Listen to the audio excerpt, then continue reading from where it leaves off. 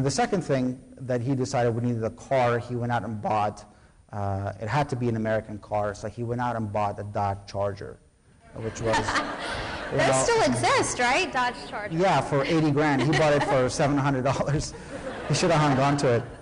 And he had a Bush, rather a Reagan Bush sticker on it, and he would stick all 9 of us in this hot rod, you know, this wet dream of every teenage boy, and drive us around. So that's what I think of those early years. I think the Charger, you know. But it was a tough time, I think. My family was on welfare. I think that was a real blow to their image of who they were. And I remember going to the grocery store with my mom, and she'd just be mortified that one of the Afghan acquaintances was going to see her paying for food with food stamps. And it was for them, and I give them a lot of credit for pulling us through that. Were you still writing were you writing when you first came to America, or did you start writing more when you got here? I was writing all my life. I started writing when I was a kid in Kabul, like the boy in the KITE RUNNER, and I was writing a lot of short stories, some poems, even some short plays that I wrote in Farsi. Then when we moved to France, I started writing in French eventually, and then we moved to the States, and I had to pick up English. So at that time, I really wasn't writing other than some stories in Farsi. But once I picked up English, and I've always picked up languages pretty quickly. Once I picked it up, I started writing probably sometime in late high school or early college. I began writing again, mainly short stories. Really just for my own enjoyment, really. There is a first-year biology student here at Brenau. Her name is Nomater Gava. She sent me a question to ask of you.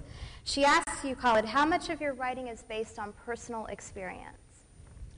Well, it's kind of hard to say how much of it exactly. Certainly in the first novel, far more than in the second novel, which is about women in Afghanistan. So I figured with that book I wouldn't have to answer that question. With the first one, it's writing a novel. And all novels in some ways are autobiographical. You can't write from an emotional vacuum. You have to ultimately relate what you're writing to something that you either experienced or seen or felt. So when you're writing a novel, you will end up on the pages whether you want to or not. Your sensibilities will. And so in that first novel, I mean, some of my politics are there in the sense of what I think about Afghanistan and what I think about what's going on there. Certainly, I grew up in Kabul like Amir did, and the boy in the KITE RUNNER, and the same era prior to the Soviet invasion, to a fairly affluent family. I went to the same school. I loved flying kites when I was a kid. I loved Western when I was a kid. I was shocked when I learned John Wayne was not Iranian. I wrote short stories from the time that I was a kid. And as a kid, I think I was, when you're raised in a third world country, affluence and abject poverty are next door neighbors. And I think even as a kid growing up, I had kind of a sense of my place in that society, and then the kind of sheer dumb luck that it took for me to be where I was. And I say that because a lot of the stories, the short stories that I remember writing as a boy in Kabul, dealt in a childish way, but with these kind of social issues of social class and the struggle. There was always some guy who was very affluent, and there was some beggar on the street, and their lives intersected, and tragedy would ensue. So I think I must have been aware of some of those problems as a child. But I've been writing from the time that I could pick up a pencil, really. You often refer to writing as a compulsion. Why is writing a compulsion for you? Most of us, at least when I was, Dr. Gaspar is going to probably kill me if I say this, but it was torturous sometimes for me to write. For you, it's it was for me too. Writing essays in college was sheer torture. I did it, but I can't say I enjoyed it. But what I'm talking about is just writing that is deeply personal, that resonates with yourself, that is an extension of your inner life.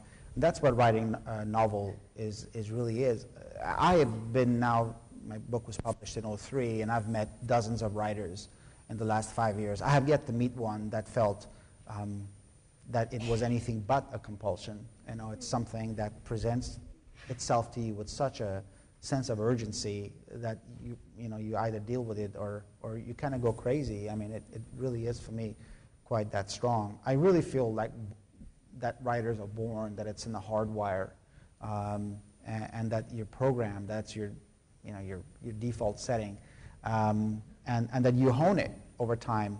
You know, you go to MFA programs to become a better writer, but I don't think you go there and become a writer. You kind of are a writer. You have to have that inner narrative, inner voice, that passion for it already. And I have, as long as I've never been happier than when I'm sitting and I'm lost in a story and I look out the window and 8 hours have passed and I have no idea how.